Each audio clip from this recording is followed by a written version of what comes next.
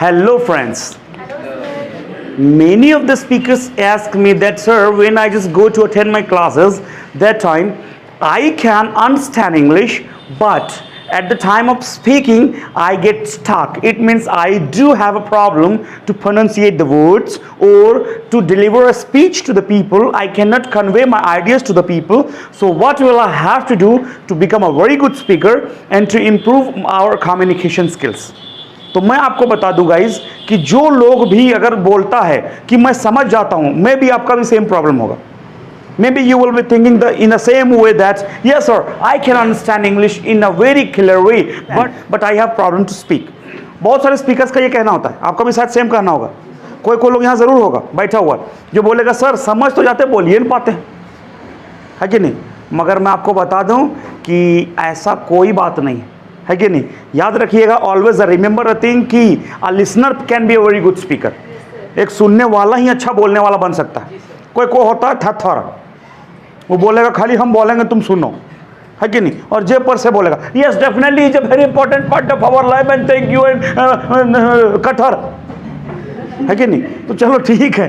तो मेरा कहने का मतलब है कि अगर आप सुनेंगे ही नहीं तो आपके दिमाग में आइडियाज डेवलप ही नहीं होगा, और जब आइडियाज डेवलप होगा नहीं तो you will never become a very good speaker and very attractive speakers.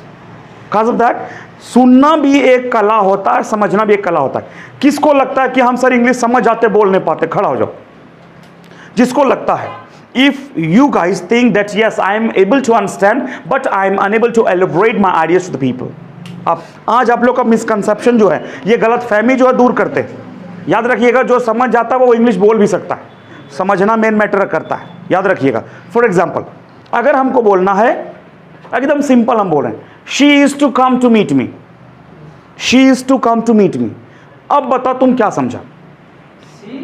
Is to come to meet me, वह मुझसे मिलने आएगी.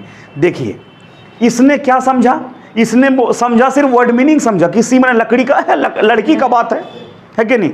कम माने आने का बात है, मीट माने मिलने का बात है कि नहीं. बट इसने एग्जैक्ट नहीं समझा कि वो मुझसे मिलने आ रही है, मुझसे मिलने आएगी, मुझसे मिलने आना चाहती है, मुझसे मिलने आने वाली है, मुझसे मिलने आने वाली है, वो मुझसे मिलने आया करती थी. जिस दिन एग्जैक्ट समझ जाएगा उस दिन एग्जैक्ट बोल लेगा.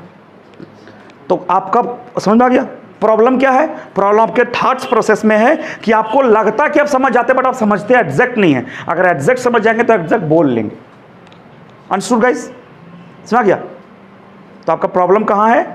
अंडरस्टैंडिंग में, कि आप बढ़िया से समझ नहीं पा रहे हैं. Because a listener can be a very good speaker. समझ गया? तो always try to listen the speakers. जब कोई स्पीकर कुछ बोले तो उसको सुनो. अब इसका मतलब यही नहीं कि आपका बेइज्जती कहीं हो रहा है. कोई बोल दिया hey excuse me what's your name, आप सुन रहे हैं हे व्हाट्स योर नेम, कुछ बोलो. की बोले हमको सर बोले सुनने, तुम बोलो सुनेंगे हम. तो वहां भी खाली सुनना नहीं, समझे. वहां जब बोलेगा तो बोलना भी है. समझ गया? बहरहाल होमवर्क क्या था? What is the homework guys? Tell me. Word meanings था. 2 होमवर्क दिए थे. पहला बोले थे कि वर्ड मीनिंग याद कर लेना, दूसरा बोले थे नहा धोखाना, है कि नहीं. ईमानदारी से बताओ, ईमानदारी से कौन नहीं नहाया है?